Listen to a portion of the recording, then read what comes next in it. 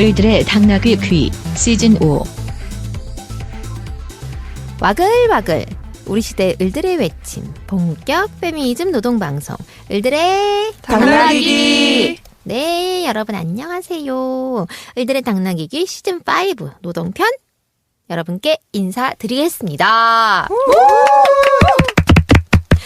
네, 시즌5입니다. 이 감격스러운 오늘을 여러분들과 나누게 되어서 굉장히 기쁘고요. 근데 사실 저희가 처음에 이 을들의 당나귀기를 시작할 때는 이렇게 오래 갈 거라고는 아무도 생각을 못했어요. 근데 청취자 여러분들 덕분에 이렇게 살아남아서 저희가 책도 냈습니다. 책 낸 거 아시죠, 여러분? 네. 그리고 이게 책 나온 게 젠더편이 책이 나온 거거든요. 그래서 저희 노동편도 책을 내고 싶어요. 책을 내고 싶은데 이제 젠더편의 어떤 판매량과 그다음에 반응을 좀 봐가지고 이게 되는 거라 갖고 여러분들께서 책에도 좀 뜨거운 호응을 보내주시면 감사하겠습니다. 네, 여러분 올 한 해도 잘 부탁드리겠습니다. 2019년 상반기는 정말 우리가 잊지 못할 일들이 정말 많았어요. 뭐 안희정 유죄 판결이라든가 뭐 낙태죄 헌법 불합치 판결. 정말 이 두 개가 엄청난 큰 승리라고 저는 생각을 하는데 이게 다 우리가 페미니스트들의 힘으로 이끌어낸 거고 요것들이 우리가 힘을 모으지 않았다면 가능하지 않았다라고 생각이 들어요. 그래서 요 기운 쭉쭉쭉 한번 이어가가지고 2019년을 페미니즘과 노동의 역사를 다시 쓰는 한 해로 한번 만들어 봅시다. 하실 수 있겠죠, 여러분? 네. 네. 네, 그나저나 시즌5에 뉴 페이스가 나타났습니다. 하하하. 이분 누구시냐면 두두두구 한국여성노동자의 신입활동가 레나입니다.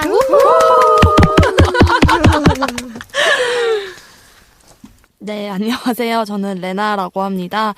제가 이제 을당을 즐겨 듣던 청취자에서 출연자가 됐어요. 그래서 지금 사실 많이 떨리고 조금 부담스러운 감이 없진 않은데 제가 이제 이전 시즌들 들으면서 막 깔깔 웃고 빤세게 같이 분노하고 공감하고 또 심적으로 을당 멤버들한테 기대도 하는 경우가 많았거든요. 그래서 그때 이제 힘을 얻었던 감각들을 잘 떠올리면서 시즌5에 녹아들 예정입니다. 응원해주시고 저희 이제 댓글로도 반응 뿜뿜 보여주셨으면 좋겠습니다. 만나서 반갑습니다. 와. 아, 네. 근데 이 시점에서 작년에 그렇게 열심히 했던 이을은 어디 갔냐 라고 하는 이제 청취자들의 그 분노에 섞인 항의 목소리가 들리는 것 같습니다. 근데 이을과 레나는 번갈아 가면서 출연을 할 예정입니다. 그래서 다음 달에는 이제 이을의 반가운 목소리를 여러분들 들으실 수 있을 겁니다. 자, 근데 제 인사를 안 했네요. 네, 저는 솔키입니다. 다른 분들 변함없이 함께 하셨던 분들 같이 계십니다. 인사들 좀 나눠주세요.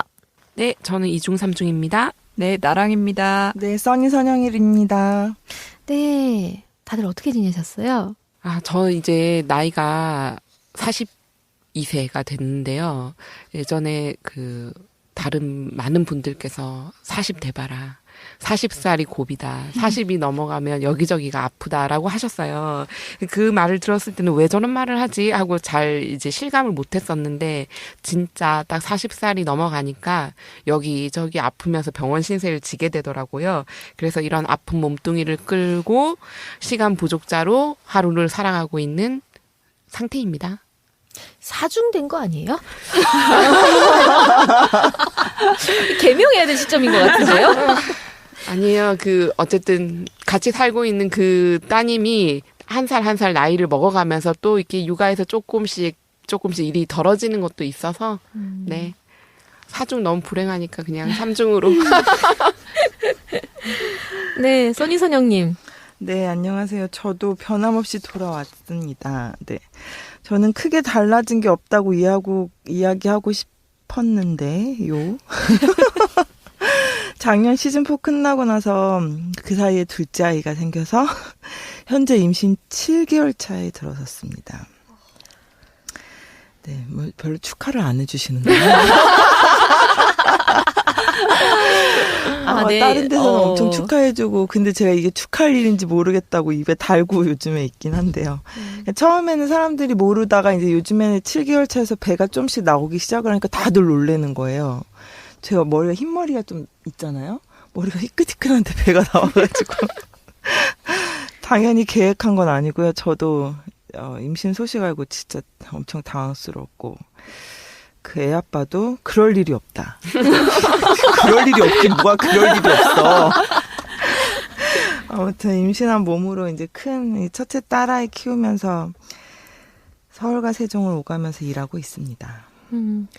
저희가 단톡방이 있어요. 그 단톡방에서 선영님이 하루는 이렇게 말씀하시는 거죠. 저 애를 가졌어요. 어떻게 하죠? 그땐 진짜 심란했었거든요. 그때 거의 임태기 그 테스트기에 딱 두줄 하고 나서 바로 다음 날인가 그날에 아마 올렸을 거예요. 막 고민스러워가지고. 아니, 을당을 쭉 들어온 청취자분이라면 아마 또 마냥 축하해 줄 수 없는 저희 같은 심정일 거라고 생각하는데 그동안 써니님이 애 키우는 게 정말 힘들다고 누누이 말씀을 하셔왔었거든요. 맞아요. 예, 그리고 또 경력 단절에 대한 그 연구자들, 비정규 연구자로 살아가면서 얼마나 힘든지 이런 얘기 했었는데, 그래서 처음에는 별의별 생각이 다 들더라고. 얘를 지워야 하나, 어때야 되나. 막, 이제 시댁에, 아직 가족들한테 얘기 안 그때 단톡방에 올렸을 때가 그때여가지고, 그래서 되게 고민을 하다가 이제 신랑이랑 얘기하고 신랑은 이제 그 애 아빠한테도 계속 나는 날 생각이 없다고 계속 얘기를 한 2주 정도 고민을 하다가 그래서 이제 육아휴직을 신랑이 할 수 있는 거여가지고 하겠다라고 하는 이제 약속을 받고 산부인과에 갔는데 애가 엄청 큰 거예요. 아이는 잘하고 있고 남편은 반드시 육아휴직 이빠이 채워서 쓰시기 바랍니다. 약속을 지키길? 네, 이거 다 이제 청취자들과의 약속이기 때문에 이거는 어떻게 엎을 수가 없어요. 네. 자, 그리고 저는 정말 오랜 숙제를 해결했어요. 사무실 환경미화를 했습니다. 너무 깨끗해요. 축하합니다. 저희 사무실이 이사한 지가 10년이 넘었거든요. 10년이 넘어갔고 이제 장판이 이거는 거의 무슨 그 쓰레기장에서 주워온 것 같은 그런 느낌이었거든요. 그래서 항상 볼 때마다 이걸 바꾸고 싶어라고 했는데 이사를 가지 않고 내부를 리모델링 해보신 분들은 아시겠지만 그 짐을 들었다 놔야 되잖아요. 다시 그 자리에. 차라리 옮기는 건 괜찮아요. 근데 거기다가 플러스 해가지고 저의 원대한 꿈은 사무실에 있는 짐들을 싹 정리하는 거였거든요. 그래서 38 세계 여성의 날 행사가 끝난 다음 주로 잡았습니다. 그러니까 10년 만에 처음 한 거죠. 10년도 넘었죠. 저희가 여기 이사 온 게 2006년인가 그랬어요. 남일 같지 않네요. 그러니까요. 그래서 일주일 내내 진짜 매일매일 산더미 같은 책과 자료를 밖에다 내놓고 이제 폐지 수거해 가시는 분이 날마다 온몸이 뼈개져 가면서 그걸 가져가셨는데 나중에는 이제 그만 나와요? 언제까지 나와요? 라고 그냥 물어보시더라고요. 가져가시는 분이셨는데요. 네, 어쨌든 그분은 가져가면 돈을 받잖아요. 그럼에도 불구하고 너무 힘드셨던 거죠. 근데 그거를 저희가 분류하고 막 끄집어내는 게 얼마나 힘들었겠어요. 근데 그러고 나서 저희가 정말 엄청난 고문서들을 많이 발견을 했어요. 민주노총에 보내는 여성국 설치 제안서. 뭐 이런 문서도 있더라고요. 이게 언제적 문서죠? 90년대 초반 문서인가 아무튼 제가 날짜를 제대로 보진 못했어요. 근데 진짜. 그러니까 없었을 때 여성국이 그죠? 네. 당연히. 그래서 제가 정리를 하는 과정이어갖고 뭐 자세히 들여다보진 못했는데 뭐 그런 것들도 있고 옛날에 그 가정 폭력과 성폭력을 당하던 피해자가 남자친구랑 아버지를 죽인 사건이 있었어요. 근데 그 사건의 공대위 자료집도 발견이 됐고 그거는 90년대 초반 자료라 갖고 성평등 도서관에 있습니다. 예. 그래서 성평등 도서관에도 많은 문서들을 이중을 했으니 한번 가서 보시면 좋겠습니다. 레나 어땠어요? 사실 레나가 입사한 지 얼마 안 됐는데 그 관호동을 하신 거죠. 제가 그때는 다들 괜찮냐, 힘들지 않냐 했는데 예, 괜찮아요. 이렇게 막 얘기를 했다가 어느 날 이제 너무 힘들어가지고 인스타에 제가 글을 올렸더라고요. 도망가고 싶다. 나 너무 힘들다. 그래서 다들 이제 친구들이 걱정을 한 거예요. 야, 일이 그렇게 많아? 그래서 아니, 그 문제가 아니야. 그 일이 아니고 정말 이거는 육체 노동이 지금 엄청난 상태다. 이랬더니 다들 뭐 그러면 조금만 참으면 되겠네 하는데 그 당시에 이제 너무 힘드니까 이게 안 들어오는 거예요.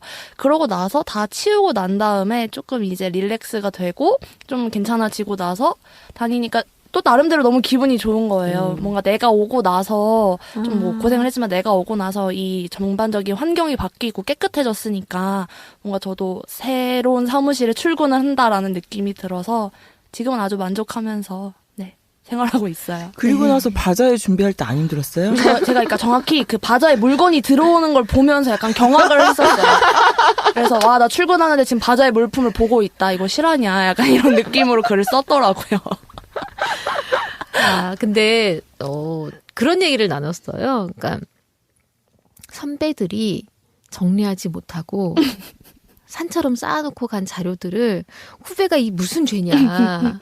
더군다나 레나는 들어온 지 한 달도 안 된 상태에서 저 옛날에 과거의 쓰레기들을 정리를 해야 되는 짐을 떠맡은 우리 신입 활동가들은 무슨 죄냐 정말. 그래가지고 최대한 되도록 이제 신입 활동가들은 빨리 보내고. 근데 저도 정말 막 87년도 문서, 막 8년도 문서 이런 게 있으니까 너무 신기한 거예요. 그래서 이제 궁금해가지고 보려고 하는데 이게 또 웃긴 게 저는 한자에 익숙한 세대가 아니거든요. 근데 그 당시에는 기사나 이렇게 글을 쓸 때 한자를 많이 쓰더라고요. 그래서 진짜 오래된 단체고 다들 열심히 활동을 해왔구나. 이렇게 또 기록을 볼 수 있었구나. 라는 생각이 들었습니다. 네. 아무튼 고생 많으셨습니다.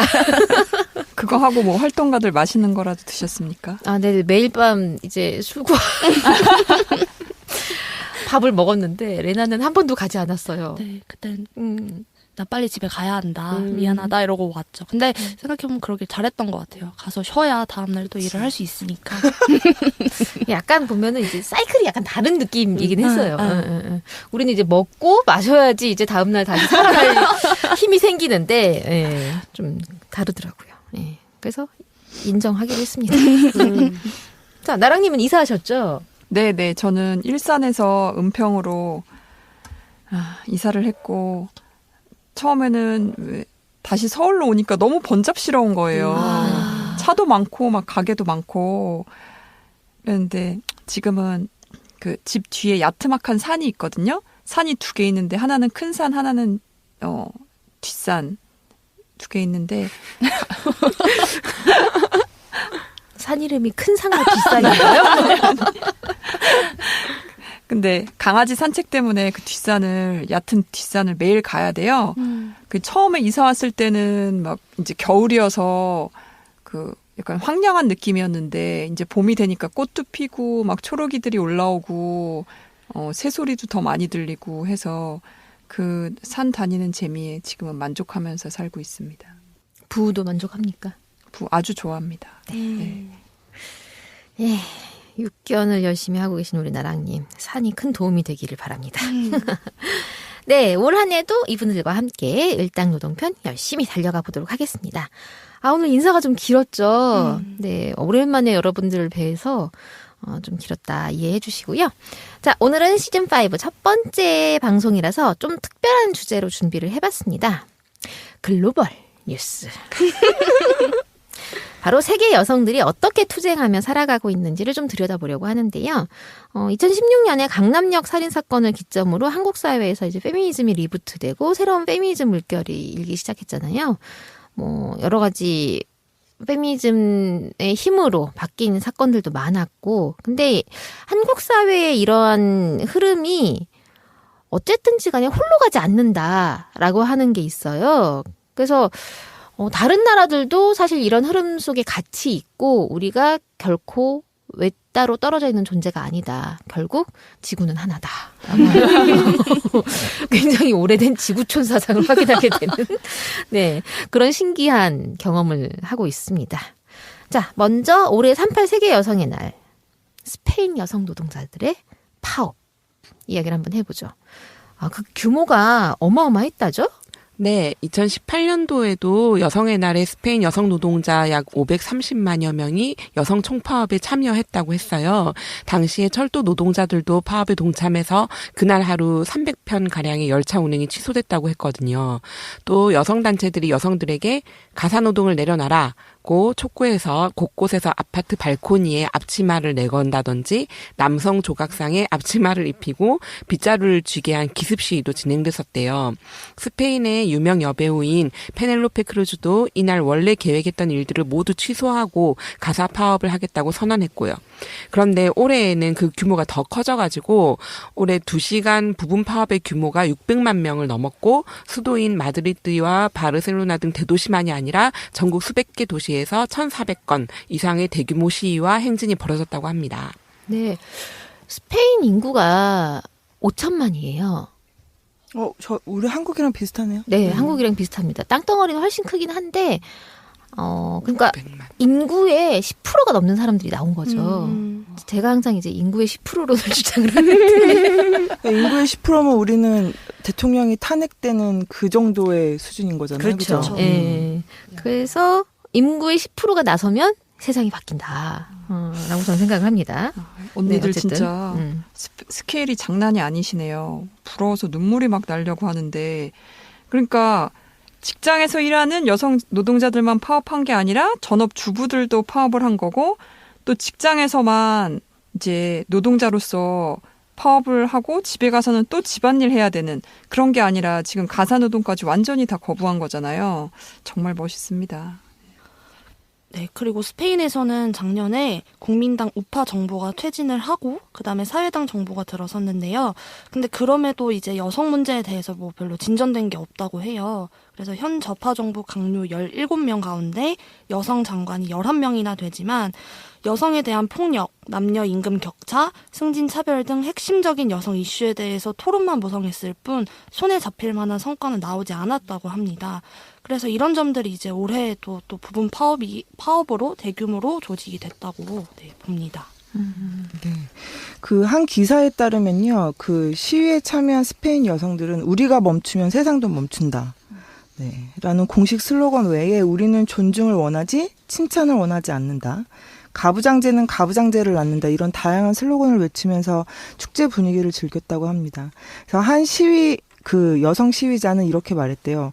문제는 여성이 아이가 없는 것처럼 일을 하고 일하지 않는 것처럼 아이를 키우기를 기대하는 사회적 분위기다라고요. 정말 날카로운 표현 같은데요. 정말 네. 이 표현은 네.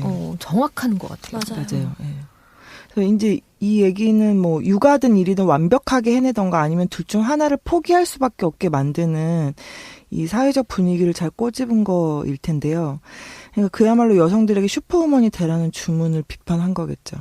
이건 현실 불가능하기 때문에 여성에게 이중고를 짊어지라는 거나 다름없잖아요. 그런데 이러한 상황이 뭐 한국뿐만 아니라 제가 작년에 내내 얘기했던 그 세계 어디든 앞서 스페인 여배우의 가사파업에서도 알 수 있듯이 계급을 가로질러 발생한다는 것을 다시 한번 확인할 수 있었어요. 네. 그리고 또 올해 파업과 시위에는 특히 젊은 여성들 그리고 여대생들 참여가 높았다고 하더라고요. CCO 교육연맹의 자료에 따르면 파업 참여율이 대학에서도 80%, 중학교, 고등학교에서 61%, 초등학교에서 42%를 기록을 했대요. 정말 대단하죠. 그러니까 초등학생까지 참여한 파업이라니 이 대목에서 또 한 번 부러움이 솟구칩니다. 네, 그리고 스페인의 유력 일간지인 엘파이스의 최근 여론조사에 따르면 25세 이하 여성의 64%가 자신이 페미니스트라고 생각한다고 밝혔다고 합니다. 한국은 지금 이런 조사를 하면 어떤 결과가 나올지 궁금하네요. 네, 어쨌든 근데 스페인의 이 파업이 어떻게 조직됐는지를 제가 들은 적이 있어요. 파업이잖아요. 노동조합이 앞장서서 전국을 다 조직을 했다고 하더라고요. 근데 이 정도 규모로 파업이 조직되기 위해서 스페인 노동조합이 그러니까 2018년도에 첫 파업이 있었던 거잖아요. 2017년도 한 해 동안 내내 이 파업을 조직하는 데 매달렸다고 해요. 교육하고 홍보지 찍고 사람들 만나서 설득하고 얘기하고 그러면서 이게 거의 1년에 공이 들인 성과물이었고 그리고 2018년에 500만이 모인 거고 그리고 그 여파를 몰아가지고 올해 600만이 모인 거죠. 근데 그 노조라고 하는 거는 일반 노조 그냥 우리 민주노총 같이 네네네. 그냥 네. 전국 스페인은 노조 거죠? 조직률이 얼마나 되는? 노조 조직률이 높지는 않아요. OECD 평균이 25.2% 정도 되는데 스페인이 17.2% 정도 되더라고요. 한국 지금 10% 9% 네. 이렇죠. 10% 조금 넘죠.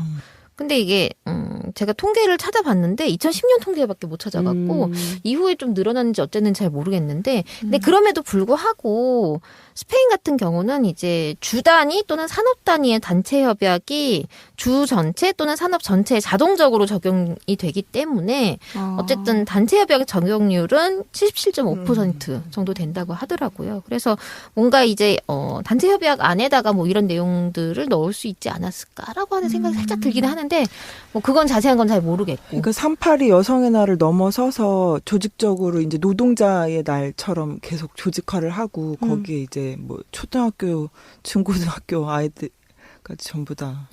그렇게 노조 조직률에 집계되지 않은 가사노동이라든지 이 학생들이라든지 이런 걸 다 집계하면 5,600만이 되는 거죠. 그렇죠. 누군가가 애를 써서 조직을 하고 광고를 하고 홍보를 하고 사람들 만나야지 이게 가능하다라고 하는 거를 저는 다시 한번 느끼게 되더라고요. 그냥 뚝딱 만들어진 게 아니네요. 그렇죠. 세상에 그냥 되는 일은 없더라고요. 그래서 일단 한국에는 세 시스탑이 있습니다. 이제 성별인구 격차 해소를 요구하면서 스페인의 여성 파업보다 한 해 먼저 시작됐죠. 2017년부터. 물론 600만보다는 규모가 좀 작기는 해요. 좀 작아요. 네. 근데 어쨌든지 간에 저희도 이제 한 3년 차가 되면서 올해도 이 행사를 진행을 했거든요. 3년 차가 되면서 이런 일들이 있었어요. 그러니까 저희가 그 인증샷을 갖다가 파업에 참여하지 못하는 분들에게 인증샷을 요청을 했더니 이제 3년째가 되니까 처음에는 사람들이 뭐 커피 한 잔 얼려놓고 3시 스탑 이렇게 하던 걸 그다음에 그리고 그다음 해에는 사장님 뒤에서 뭐 하트를 날리면서 3시 스탑 이렇게 한다던가 그러고 난 다음에 이제 인증샷들이 점점 다양해지고 재밌어지는 거예요. 그래서 올해는 집에서 애들을 풀어놓고 놀면서 소파에 들어놓아서 3시 스탑. 가사노동 파업까지. 네. 요런 식으로 이제 사람들이 거기에서의 어떤 재미들을 나름대로 좀 찾아가시더라고요. 그래서 우리나라는 이제 사실 현장으로 나오기는 좀 어려운 부분이 좀 있잖아요. 근데 어쨌든 그런 인터넷 참여율은 좀 열심히 하고 계신 것 같아요. 그래서 사실 스페인에서의 그 페이스북 계정이 있더라고요. 인스타그램도 있고 그 스페니시 레볼루션 이라고 해가지고 계정이 있어 제가 그걸 팔로우를 하고 있는데 거기 나오는 영상을 보면은요 정말 가슴이 뛰더라고요. 이게 온 동네에서 뭐 바르셀로나, 마드리드, 뭐 세비야 이래가지고 계속 이제 그 사람들이 잔뜩 모여 있는 거의 우리나라 촛불 집회 때와 같은 그런 모습들로 산더미 같은 사람들이 그 거리를 다 메우고 있는데 다 여성들. 그래서 그 생각을 했어요. 3.8 때 저기 가고 싶다. 아니 내년에 한번 우리 한번 해보죠. 안 돼요. 한국에서 3.8 해야 돼요. 아니 그러니까 스페인에 가자는 게 아니라 내년에 한국에서 그렇게 해보자고. 그래서 저는 꿈이 있어요. 코리안 레볼루션. 근데 저는 앞치마 내걸기 이런 건 되게 재밌을 네, 것 같아요. 맞아요. 네. 그래서 태극기 말고 앞치마. 맞아. 태극기 말고 앞치마. 3일 운동이 태극기 3일절에 했으면 그거 빼가지고 거기다 앞치마 걸고. 근데 약간 저는 고민이 뭐냐면 이제 앞치마를 내건다는 게 이 앞치마를 쓰지 않겠다라고 하는 의미인 거잖아요. 그거 아닌가요? 네. 그쵸. 네, 네. 그죠. 네. 근데 뭔가 앞치마 하지 않겠다를 넘어서서 뭔가 조금 더 적극적인 그 표상 같은 게 있으면 좋지 않을까? 라는 생각을 하긴 했었는데 그게 뭔지 잘 모르겠네요. 그러니까 어쨌든 내년에는 38세기 여성의 날이 토요일이에요. 토요일이어서 조금 많은 분들의 참여가 가능하지 않을까라고 하는 생각도 한번 해보기는 합니다. 근데 또 한편에선 이런 말씀을 하시더라고요. 3시 스탑이라고 하는 게 파업의 의미가 있는데 주말에 하는 게 무슨 의미냐라고 하는 분들도 있어가지고 올해 말에 좀 회의를 해봐야 될 것 같습니다. 그래서 올해는 좀 빨리 모이기로 했어요.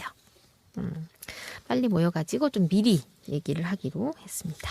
네, 다음은 미국으로 넘어가 보겠습니다. 미국 소식은 이제 언론에서 그나마 좀 다뤄서 알고 계신 청취자분들도 계실 것 같아요.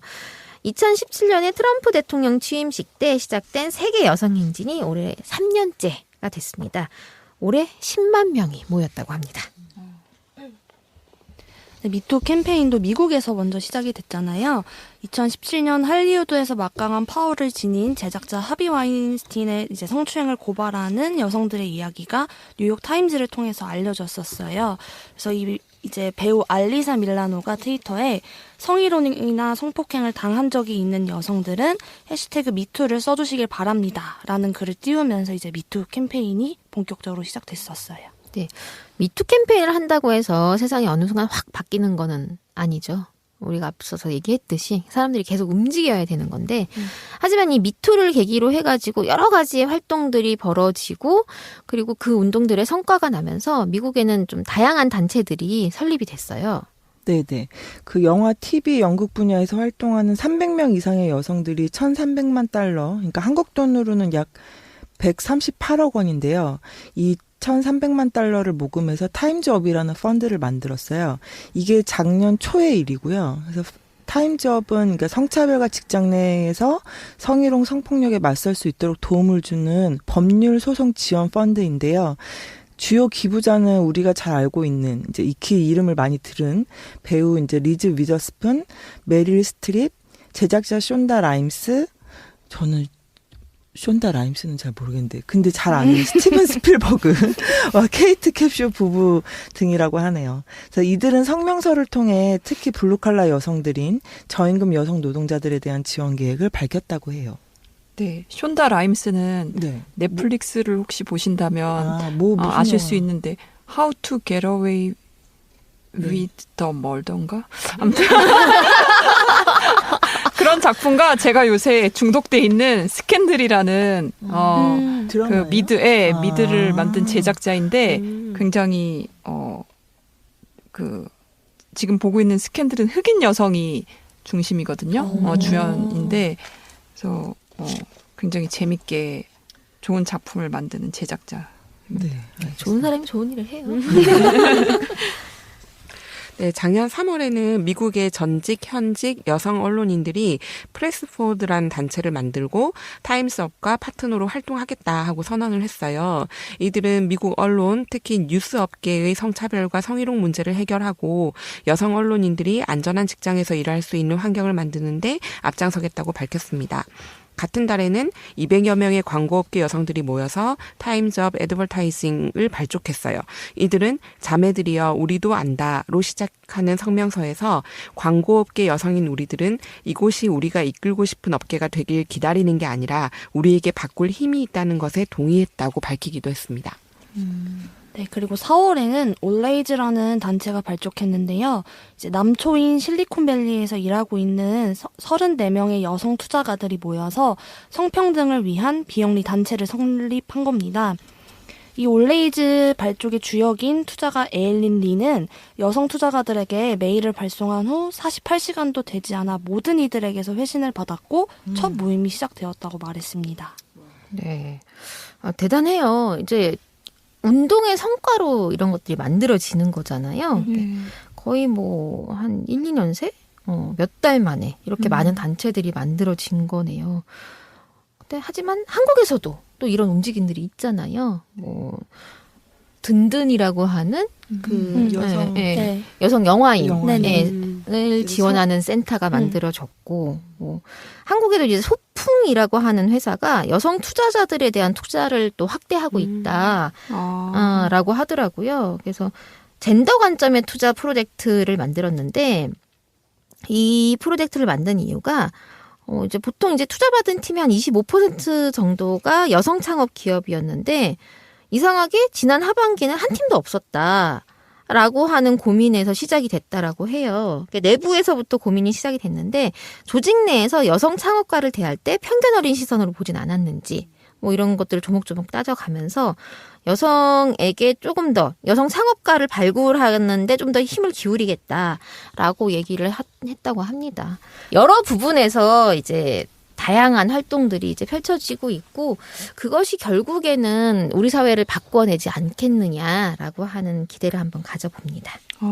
제 파트너가 지금 자기방어 훈련, 여성주의 자기방어 훈련 관련해서 그 뭐 하나 창업하려고 그 서울시에서 이제 또 청년들 대상 그 사업 지원해주는 거기에 지원을 해서 1차 서류 심사까지는 통과했거든요. 혹시 거기서 떨어지면 여기 소품 좋은 정보입니다. 네. 이 소풍이나 든든 말고도 그 IT 업계 페미니스트 모임인 테크페미, 그리고 영화 영상인들의 모임인 찍는페미, 여성 디자이너 정책 연구 모임 WOO, 그리고 성폭력 반대 연극인 행동, 여성문화예술연합 등 각계의 페미니스트들의 모임이 이 한국에서도 새로운 페미니즘 물결 속에서 만들어졌죠. 조금 아쉬운 거는 이제 헐리우드 배우나 제작자들처럼 더 영향력 있는 스타들이 목소리를 내주었으면 하는 점이 좀 아쉽긴 하죠. 근데 뭐 목소리 냈다가 너무 공격받는 경우가 많아서. 맞아요. 네. 82년생 김지영 책을 광고한 것도 아니고 그냥 옆에 두고 찍었는데 페미냐 아니냐부터 시작해서 많은 욕들을 먹죠. 그런 거 보면은 한국 사회에서 뭔가 자신의 소신을 당당하게 밝힐 수 있는 이들은 또 어떻게 보면 또 남성뿐이지 않을까라고 하는 생각도 해봐요. 정우성 씨 같은 경우는 사실 굉장히 다양한 어떤 사회 참여 활동들을 하고 있잖아요. 근데 그것들을 대중들은 항상 지지하고 그러고 있는데, 여성 그 연예인들 같은 경우는 이제 그런 활동들을 하기에 굉장히 조심스러운 거죠. 왜 니까지 것이 뭐 이런 느낌이지 않나. 맞아요. 그래서 좀 우리나라 여성 연예인들 같은 경우 좀 폭이 좁을 수밖에 없지 않는가라고 하는 생각이 드는데, 어떻게 보면은 그게 대중의 수준이지 않을까. 라는 생각이 좀 들기는 해요. 그러니까 페미니즘을 어떻게 바라보고 인식하느냐라고 하는 어떤 대중들의 인식 자체가 아직은 좀 모자라지 않나 하는 생각을 해봅니다. 네. 우리가 열심히 하면 바뀔 수 있습니다. 네, 화이팅! 광고 하나 잠깐 하고 갈게요. 이번 시즌에 저희 IT 업계 페미니스트 모임인 테크페미 분을 모셔서 같이 이야기를 나눠볼 예정입니다. 네, 테크페미 기대가 됩니다. 자, 다음은 이웃나라 일본으로 가보겠습니다. 최근 기사에도 종종 등장해서 보신 분 많을 텐데요. 일본에서 조남주 작가의 소설 82년생 김지영이 베스트셀러 반열에 올랐다고 합니다. 조남주 작가님을 저희가 작년에 을당에 모시려고 했는데 너무 바쁘다고 거절을 하신 적이 있었어요. 뭐 하지만 열심히 작품 활동하고 계시니까 용서해 드립니다. 자, 한국에서는 이미 100만 명이 넘게 이 책을 구입을 했어요. 근데 일본에서는 지쿠마쇼보라고 하는 출판사에 의해서 작년 12월에 발간된 이후에 3개월 만에 이례적으로 9만 부가 팔렸다고 합니다. 지난달에는 13만 부 인쇄를 돌파했다고 하네요. 와우. 예. 네. 82년생 김지영은 제목에서부터 감이 오시겠지만 82년쯤에 태어나신 분들 중에서 흔한 이름 중 하나인 김지영이라는 이름의 인물을 통해서 여성의 삶을 시간의 흐름에 따라 이야기하고 있습니다. 82년에 태어나서 2016년 35살이 될 때까지 이야기들이 담겨 있는데요. 공부를 하고 또 취업을 하고 결혼을 하고 아이를 낳고 이런 순간순간들에 대한 이야기고요. 특히 이제 성장 과정하고 성인이 된 이후에도 이 소설에서 드러나는 순간순간 여성으로서 겪어온 구조적이고 일상적인 성차별이 꼭 나의 이야기처럼 전달되는 그런 이야기입니다. 저도 이 책을 읽었을 때 4시간 정도 차 안에서 자동차 운전하는 차 안에서 쭉 읽었거든요. 끊임이 없이. 그런데 많은 분들이 저처럼 시작 딱 펼쳤을 때부터 끝날 때까지 끊임없이 쉼 없이 읽었다라고 하시는 분들이 많더라고요. 그 이유는 어느 장을 이렇게 펼쳐보더라도 꼭 내가 경험했던 것과 유사한 이야기들이 나오기 때문이지 않을까 합니다. 이게 보면은 사람들이 그렇게 얘기하잖아요. 이거 소설 아니잖아. 이거는 그냥 릅보지 이게 무슨 소설이야라고 얘기하시는 분들 많아요. 그리고 사실은 소설 중간에 보면은 통계들도 꽤 많이 나와요. 각주가 다 달려 있어서 네, 찾기가 맞아요. 아주 좋죠. 네. 네. 뭐 저희 자료도 인용을 하시긴 하셨더라고요. 그리고 이제 일본어판 표지가 되게 강렬해서 저는 좀 인상 깊었는데 이 표지가 얼굴이 좀 뻥 뚫린 사람 너머에 있는 풍경이 이제 그려져 있어요. 그래서 일본 출판사 지쿠마쇼보 측은 이 소설이 김지영의 이야기이면서 당신의 이야기이기도 하다는 컨셉을 지녔으며 얼굴은 곧 정체성인데 이 정체성이 위협받는 사회적 상황을 그리기 위해 여자의 얼굴에 풍경을 그려 넣었다고 합니다.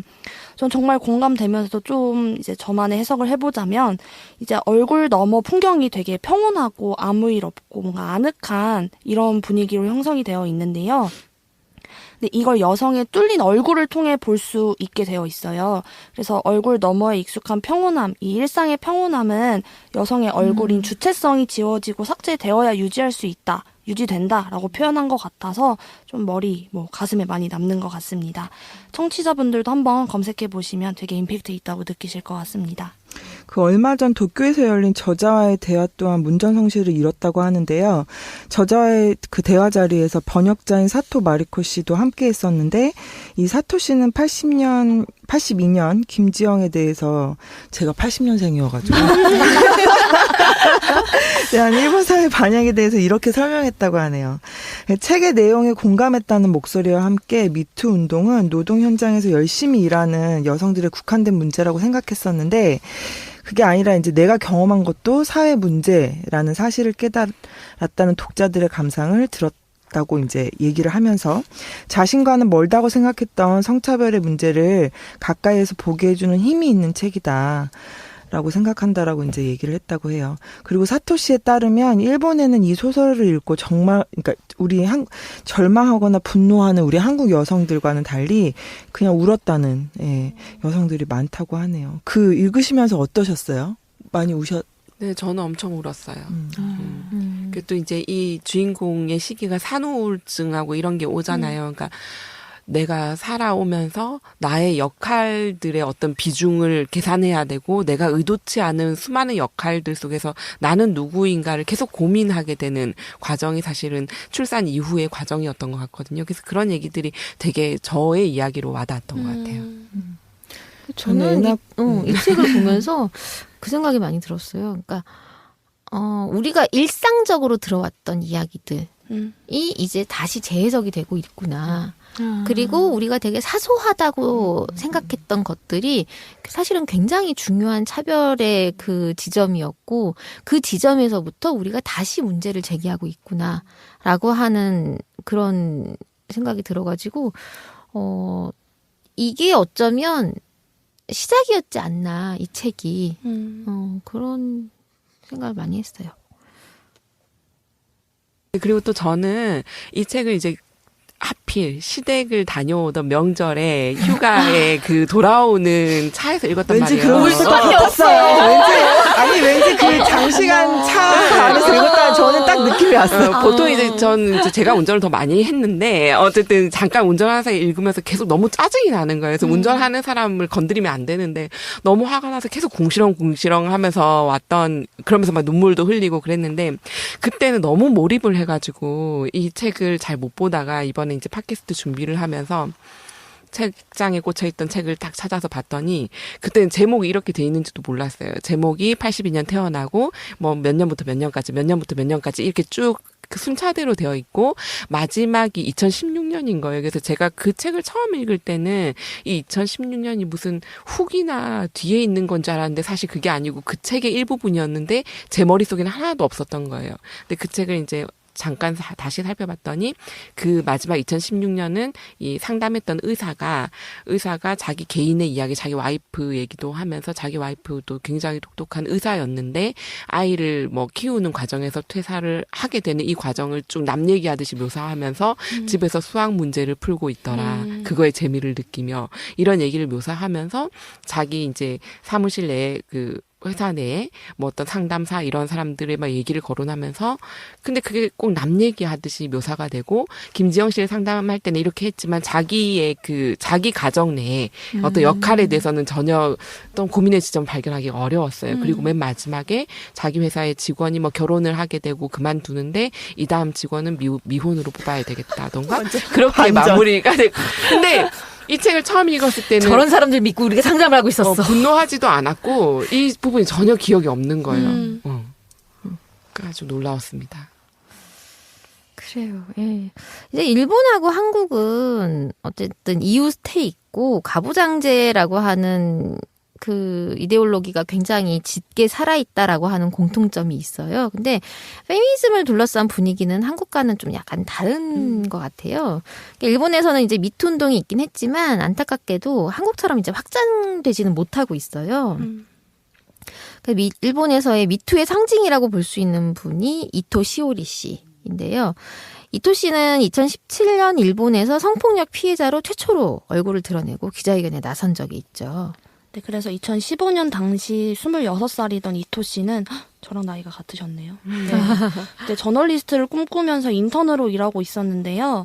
프로듀서 자리를 알아봐주겠다고 해서 만났던 야마구치 노리유키, 그러니까 도쿄방송 워싱턴 지국장에게 강간을 당했습니다.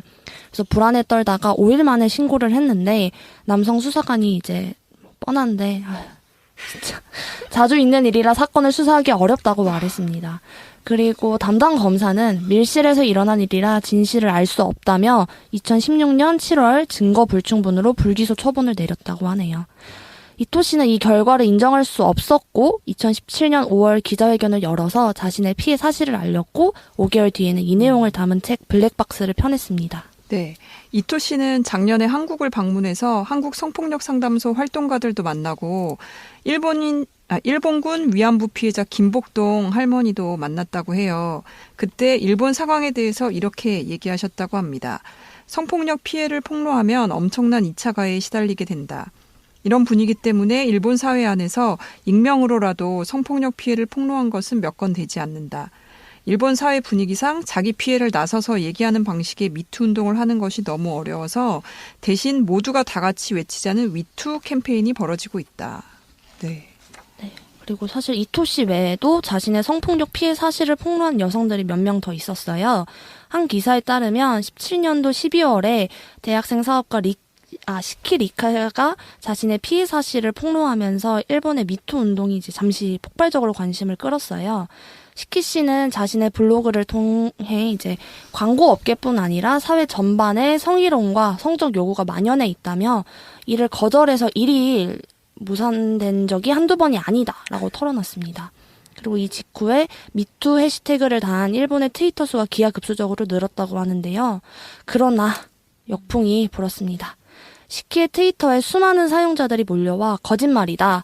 남자와 밥을 먹은 당신이 주의를 기울이지 않은 탓이다.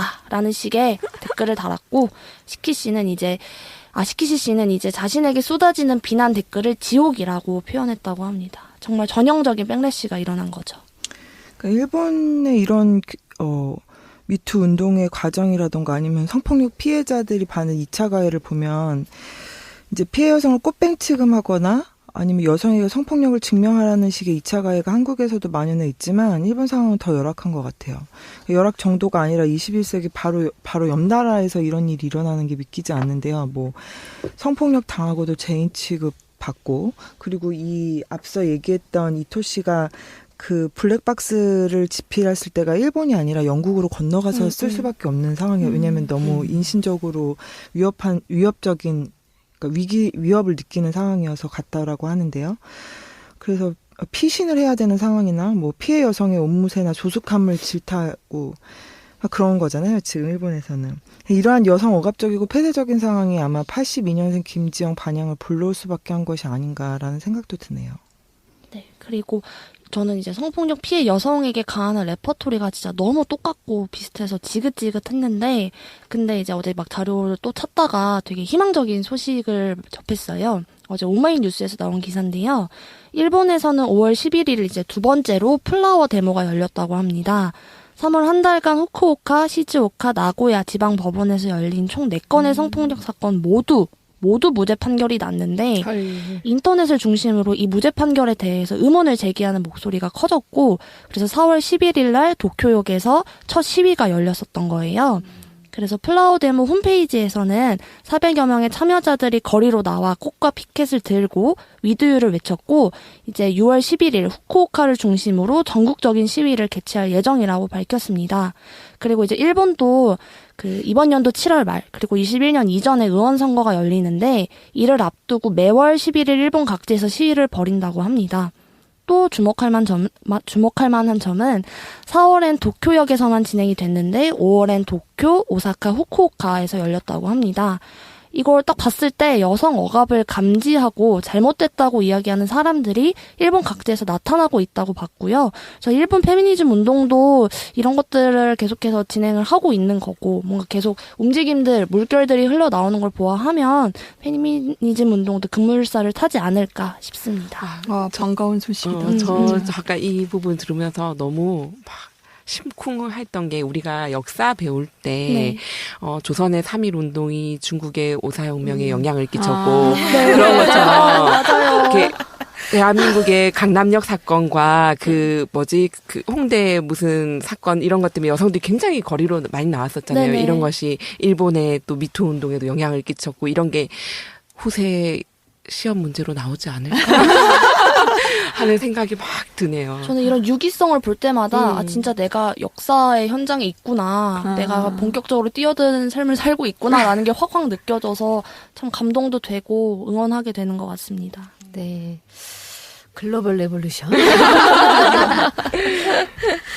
네, 또 일본에서는 지금이 아닙니다. 얼마 전까지 이제 쿠투 운동이라고 하는 운동이 벌어졌다고 하는데요. 이게 쿠투 운동이 뭔지 설명 좀 해주세요.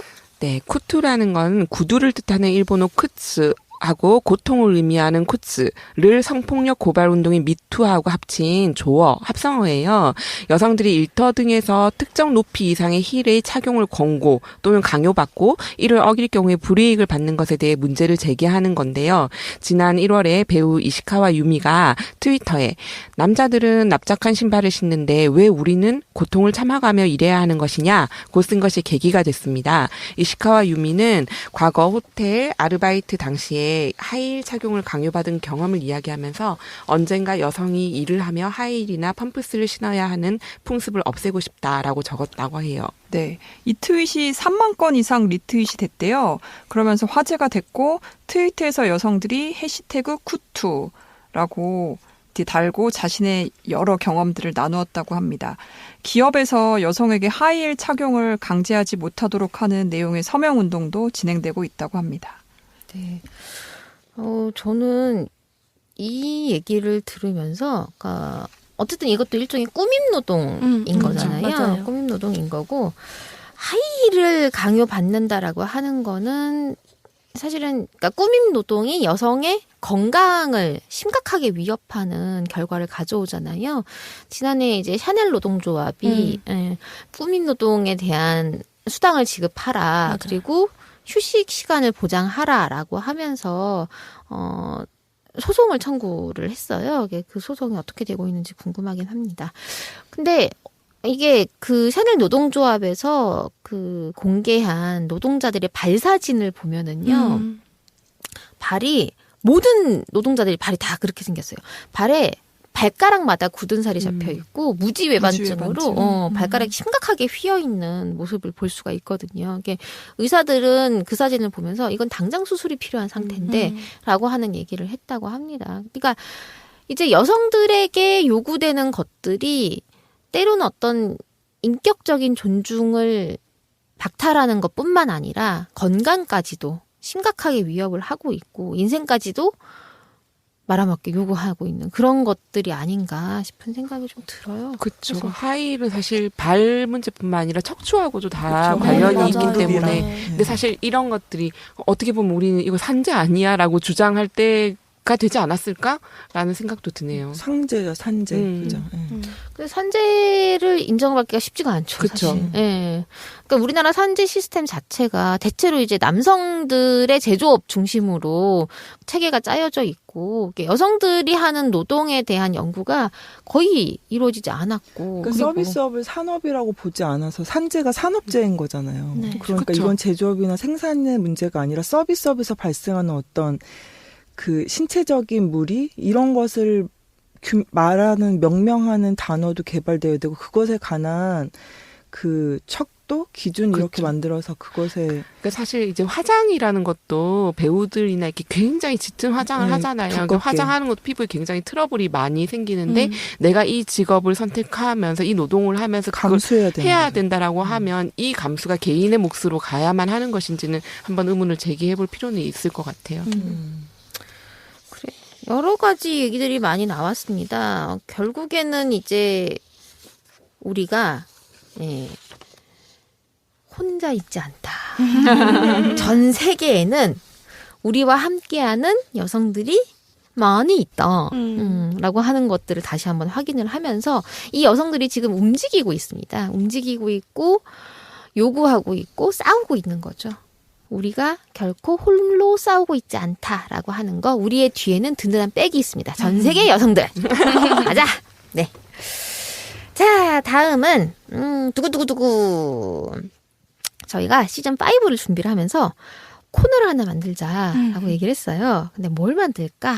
막 고민을 하다가 지난 시즌에 저희가 빠은 댓글에 댓글 달기라고 하는 편을 번외편으로 만든 적이 있습니다.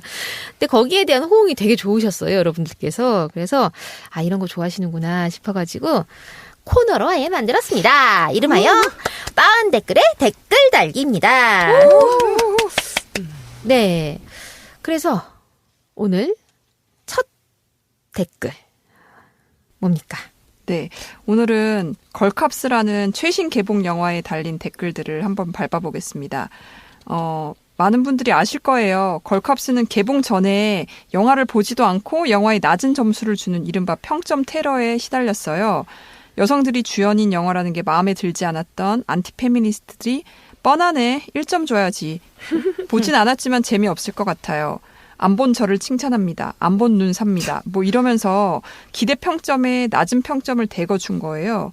그 후에도 영화 개봉 후에도 영화를 봤는지 안 봤는지 확인할 수는 없지만 더럽게 재미없다. 차라리 명탐정 피카츄 이거 이제 아이들 대상 영화인데 명탐정 피카츄를 봐라 이러면서 1점을 준 댓글들도 많더라고요. 이런 평점 테러뿐만 아니라 걸캅스 스포일러라고 해서 이제 줄거리를 이제 쓰는 거죠. 이제 육아에 치이고 여자란 이유로 승진까지 막힌 여경이 비공식 수사로 활약해서 특진할 거다라는 게 대충 그 줄거리의 내용인데 이성경이 아가씨라고 부르는 남자의 주요 부위를 걷어찰 거라는 둥 여경이 아니라 경찰이거든? 이라는 대사가 꼭 있을 거라는 둥 이런 내용이 인터넷 커뮤니티에 돌기 시작했어요. 그러자 거기에 누가 그런 거 모르냐? 뼈내서 아무도 안 본다. 이런 댓글들이 달렸다네요. 네, 그래서 이혜지라는 분이 아이즈의 이제 걸캅스의 개봉 전 벌어진 일들이라는 그래서 이런 얘기를 하셨어요. 여자라는 이유로 승진이 막히고 종종 직함 대신 아가씨나 아줌마로 불리고 고된 노동을 하고 집에 들어오면 육아에 치이고 정작 중요한 일에선 배제돼 뭘 시도할 수조차 없다는 것. 그리고 그렇게 소외된 그들이 비공식 수사를 하자며 머리를 맞대야만 거기서부터 영화가 시작될 수 있다는 것. 그리고 걸캅스가 뻔하다며 조롱하기 위해 쓴 글 자체가 그들이 이미 여성의 현실을 뻔히 알고 있다는 반증이다. 이렇게 익히하는 보편적인 이야기가 이제야 처음 영화로 만들어진 게 놀라운 마당에 그들은 보지 않았고 보지도 않을 콘텐츠를 이미 다 봤다며 떠들고 있다고 말씀하셨어요. 아, 진짜 속이 시원한 얘기네요. 네, 저희 중에서도 이 영화를 직접 보신 분이 한 분 계십니다. 두구두구두구두구 솔키. 자, 솔키 이 영화 어떠셨습니까? 네. 제가 진짜 오래간만에 극장을 갔어요. 그 전에 보신 게 무엇입니까? 그 전에 봤던 거가 작년 크리스마스 이브날 봤던 스윙키즈. 거의 5, 6개월 만이네요. 네, 스윙키즈를 크리스마스 이브에 봤다는 건 우울했죠. 네, 어쨌든. 근데 저는 이 영화를 보면서 그러니까 여성의 노동이 얼마나 천대받고 있었는가라고 하는 거를 갖다가 이 영화는 구구절절하게 다 보여주고 있어요. 그러니까 얼마나 이 능력 있는 여성들을 어울리지 않는 자리에 갖다가 소모하고 있는지라고 하는 거를 이 영화가 정말 자백하고 있다고 봐요. 남성들은 당연하게 취득하는 자리를 얼마나 애써야 얻을 수 있는지, 그리고 외부의 적과만 싸우면 되는 남성들에 비해서 여성은 또 얼마나 지난한 내부 투쟁이 필요한 건지, 그리고 싸움의 대상을 선정하는 과정조차도 얼마나 이게 성차별적인지, 그리고 또 왜 여성이 권력을 가진 남성들에 의해 능력 없다는 딱지를 받아가면서 희생되어 가는지를 너무나 현실감 있게 보여주는 거예요. 정말 지나치게 사실감 쩔어서 소름 돋는 장면들이 우르르 쏟아지는데요.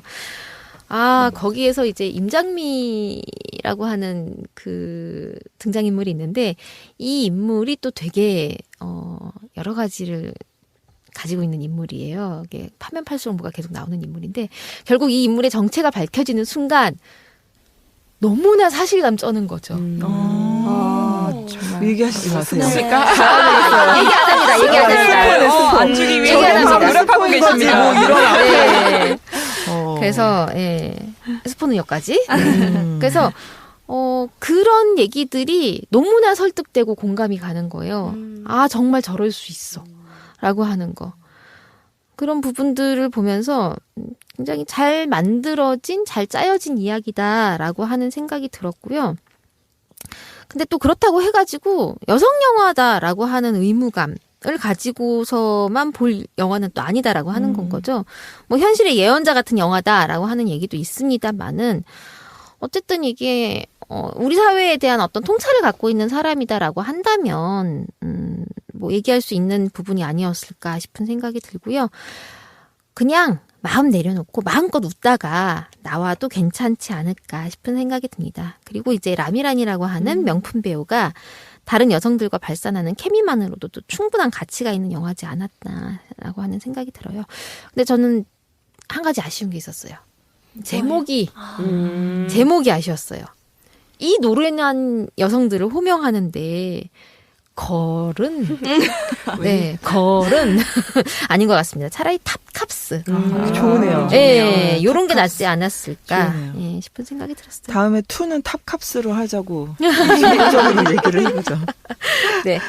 근데 이제 이런 그 실제로 보신 분의 이런 호평이 있는가 하면, 이제 네이버 댓글 보니까 10점 만점을 준 댓글들의 안티 페미니스트로 이제 추정되는 자들이 이제 뭐 성별은 우리가 알 수가 없죠. 근데 이제 댓글에다, 이제 댓글입니다, 여러분. 오해하시면 안 돼요. 메갈련들 영화 보지도 않고 10점 준다.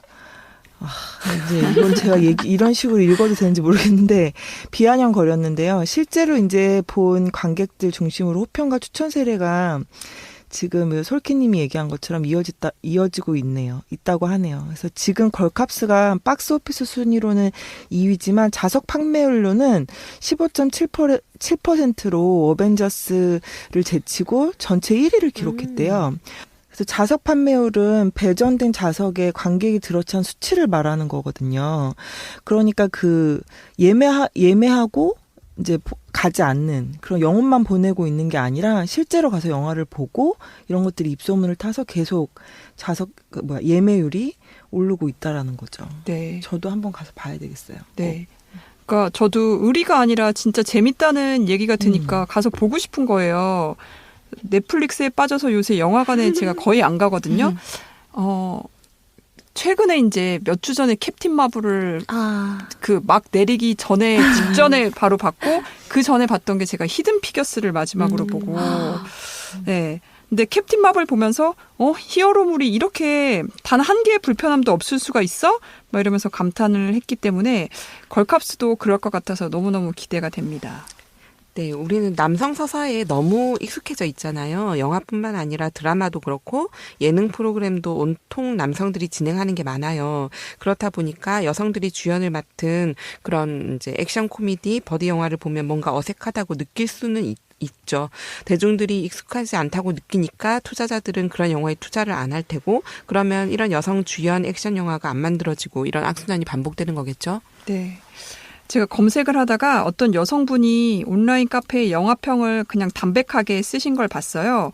그냥 영화 자체에 대해서 이런 평을 솔직하게 하셨더라고요. 걸캅스는 그동안 조연급 배우로만 여기던 라미란 이성경 씨의 몸살이지 않는 화끈한 연기와 액션만으로도 볼거리는 충분하다고 생각합니다. 영화 내용은 개구에 치우치는 점도 있고 약간 억지스러운 스토리 구성도 있어서 썩 매끄럽지는 않지만 관람을 하지 말아야 한다는 어떤 이유도 찾을 수 없게 코믹 액션 콤비 영화의 정석대로 착착 진행되는 맛이 있습니다. 여성이 주연이고 여성과 관련된 문제를 충실히 다룬 점도 신선했습니다. 아직까지도 우리나라에서 이 정도의 여성 영화도 수용되지 않는 걸까요? 영화는 그냥 영화로서 봐주면 되는 거고 투캅스보다 못할 점은 없다고 느껴지네요. 현재 사회적 이슈인 여성 대상 강력 성범죄 문제들의 심각성을 너무 무겁지만은 않게 잘 풀어냈다고 봅니다. 개인적으로는 걸캅스가 시리즈로 계속 제작돼서 투캅스 탐정, 조선 명탐정 시리즈처럼 국내 콤비 영화의 계보도 있고 여성 콤비 액션물의 새로운 장르로서 자리 잡는다면 좋을 것 같습니다. 네, 그냥 이렇게 즐기면 됩니다. 여러분 즐기세요. 꼭 극장 가서 즐기세요. 그래야지 또 이런 영화가 만들어집니다. 장사가 된다는 거를 알아야지 영화 제작자들이 이런 영화를 계속 만들겠죠. 저는 실제로 이 네이버 네이버 관람평을 계속 유의 깊게 보는 게 이게 관람객 평점이 따로 있어요. 그러니까 영화를 보고 난 다음에 평점을 이제 올릴 수 있는 시스템이 네, 구분되어 맞아요. 있는데 관람객 평점은 9점이 넘어요.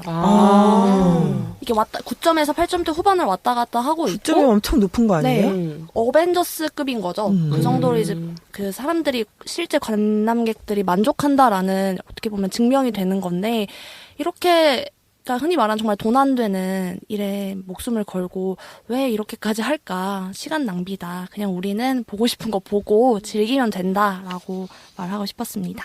근데 저는 그 댓글 중에 이런 게 있더라고요. 남자가 너무 찌질하게 나와. 현실인데 그죠? 네. 그러니까 이게 약간 전 그런 느낌이 들었는데 이게 포인트구나. 그래서 남성이라고 하는 존재는 절대 어디에서든 찌질하면 안 돼.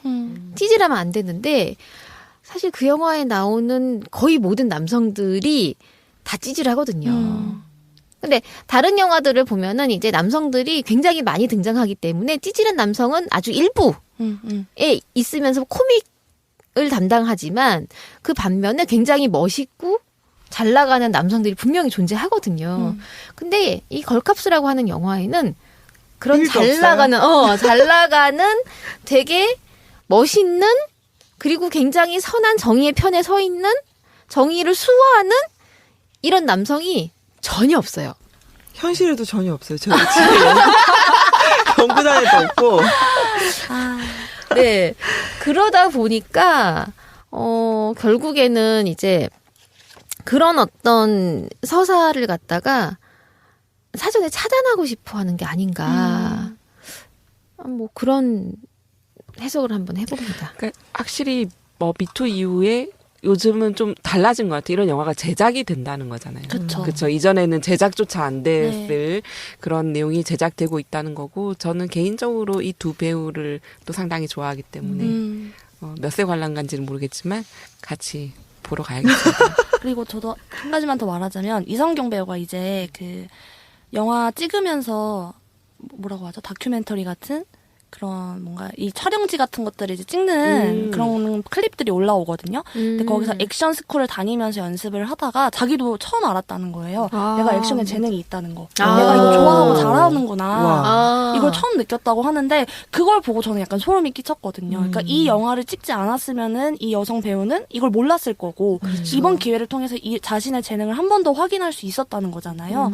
그래서 되게 뭐 이걸 관람하는 페미니스트 혹은 그냥 일반 관람객들도 즐겁겠지만 이 영화를 찍은 배우들도 그러니까 이성경 배우도 즐거움을 느끼고 있다는 게 거기서 드러나서 뭔가 제가 만든 것도 아니고 아직 보진 않았지만 뭔가 뿌듯한 거죠. 예. 네.